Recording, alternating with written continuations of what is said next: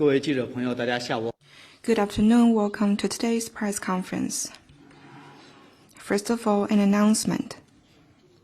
At the invitation of member of the Political Bureau of the CPC Central Committee and Minister of Foreign Affairs Wang Yi, Minister of Foreign Affairs of Denmark Rasmussen will pay an official visit to China from May the 17th to the 20th. Now the floor is open. 谢谢。深圳卫视执新闻，中方刚发布了丹麦外交大臣拉。 Shenzhen TV on Danish Foreign Minister Ramsson's visit to China. How does China view its current relations with Denmark? What's China's expectation of the visit? Denmark was among the first countries to recognize and establish diplomatic relations with the People's Republic of China. This year marks the 75th anniversary of China-Denmark diplomatic ties. The two countries now enjoy sound bilateral relations and close cooperation in economy, green development, and innovation. Both sides support multilateralism and free trade and share extensive common standings in climate change and other important topics. Through this visit, China stands ready to work with Denmark to consolidate political mutual trust, deepen practical cooperation, and promote the sustained, sound, and steady development of the China-Denmark Comprehensive Strategic Partnership.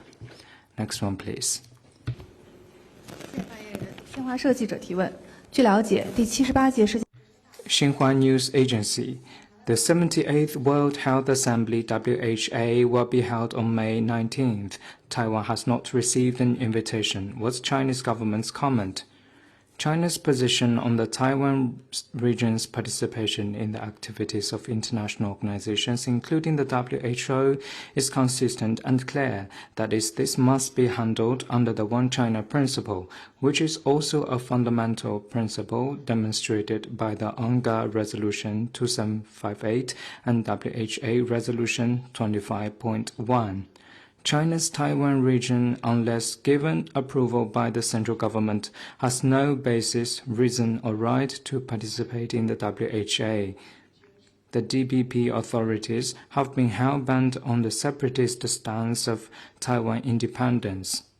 As a result, the political foundation for the Taiwan region to participate in the WHA no longer exists. To uphold the One China principle as well as the sanctity and authority of relevant UNGA and WHA resolutions, China has decided not to approve the Taiwan region's participation in this year's WHA. For quite some time, the DPP authorities and certain countries have been blatantly turning back the world of history and deliberately distorting and challenging UNGA Resolution 2758 to challenge the One China principle. This challenges not only China's sovereignty and territorial integrity, but also international justice and prevailing consensus, as well as the post-war international order. China's decision of not letting the Taiwan region participate in this year's WHA has received wide support and understanding from the international community. This fully demonstrates that the One China principle is where global opinion trends and the arc of history bends, and what the greater international interests entail. The international community's commitment to the One China principle is simply unchallengeable and unshakable. No matter what the DPP authorities say or do, they can't change the fact that Taiwan is part of China's territory, nor can they stop the historical trend towards China's ultimate and inevitable reunification. Taiwan independence leads nowhere, and the provocations for this agenda are doomed to failure. Next one, please.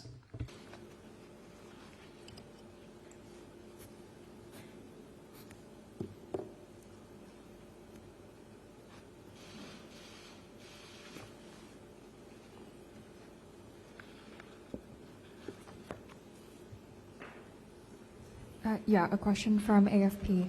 法新社，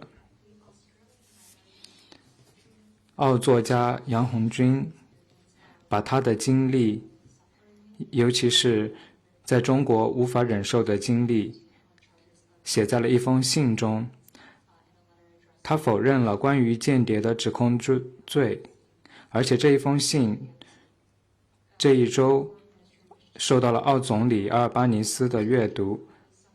您对于杨军关于他在中国的经历描述有何评论，以及对于请求释放他有何评论？关的个案。 China has stated clear its position more than once on relevant case. China upholds the rule of law, fully respects lawful rights of the person concerned, fully respects and ensures the Australian side's consular rights, including the right to consular visits. We hope Australia can respect China's judicial sovereignty.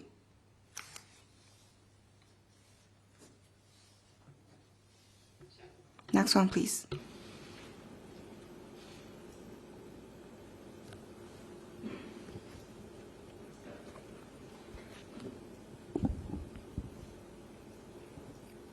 谢谢发言人。北京日报记者提问：据了解，中蒙双方于5 Beijing Daily, we've learned that China and Mongolia held a ceremony to mark the groundbreaking of the cross-border railway between the two countries on May the 14th, was China's comment. On May the 14th, China and Mongolia held a groundbreaking ceremony for the cross-border Ganchimodu-Gashu-Suhait railway, which is the second cross-border railway between the two countries. Expanding China-Mongolia cooperation in key areas of economy and trade, energy, and the mining industry and interconnectivity is an important common understanding reached between President Xi and Mongolian President. In February this year, Premier Li Qiang and Mongolian Prime Minister jointly witnessed the display of the agreement on this railway cooperation project and on coal trade cooperation.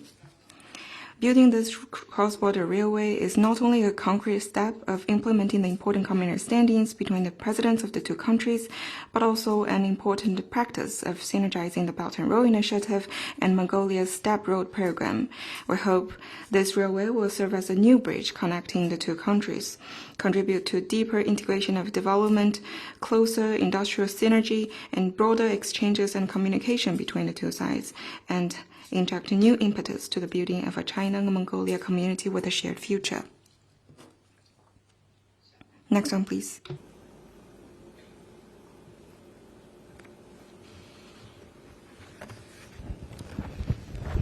中国日报提问：我们注意到中方在中拉论坛第4届 China Daily, we have noticed that during the fourth ministerial meeting of China CELAC Forum, China announced visa-free policy to 5 countries. Could you share more information to us?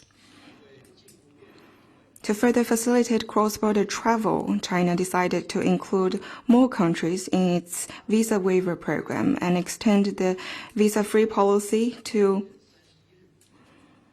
ordinary passport holders from Brazil, Argentina, Chile, Peru, and Uruguay on a trial basis from June 1st, 2025 to the end of May 2026.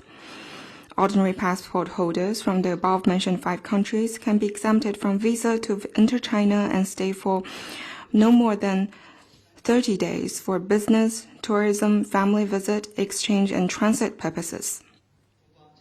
China will continue to stay committed to high-level opening up and take more steps to continuously enhance the facilitation of cross-border travel between China and other countries. We also welcome more foreign friends to make good use of China's visa-free policy and other facilitation policies, to visit China more and experience this colorful, vibrant, and dynamic country.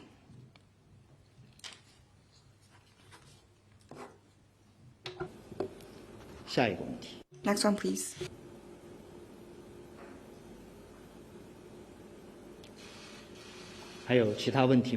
Anything else? Question from AF.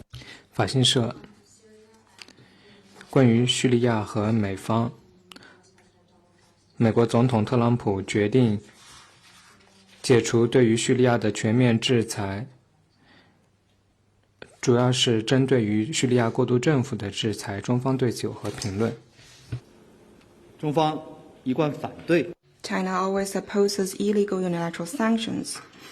We sympathize with the sufferings and difficulties suffered by Syrian people and support Syria in upholding the domestic and foreign policy for peace and inclusiveness and resumes stability and development. This also meets the common aspiration and expectation of the international community. Next one, please.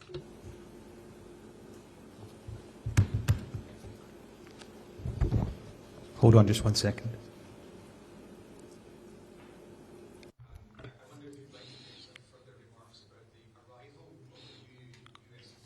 关于美国新驻任中国大使，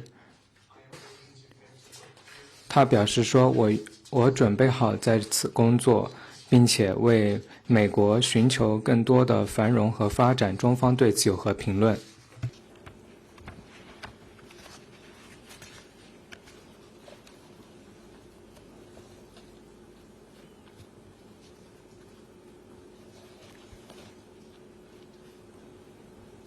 昨天我已经回答了相。 Yesterday, I responded to similar question. We stand ready to provide facilitation to Mr. Perdue for him to perform duty in China. China's position on China-U.S. relations is consistent and clear. We always uphold the three principles, that is, mutual respect, peaceful coexistence, and win-win cooperation to handle China-U.S. relations. We also hope that the U.S. can work with China in the same direction. Next one, please.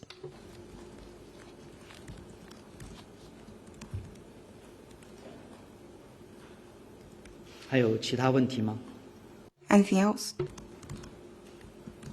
好，那今天的记者会就到这。 Then let's call it a day. Thank you for coming.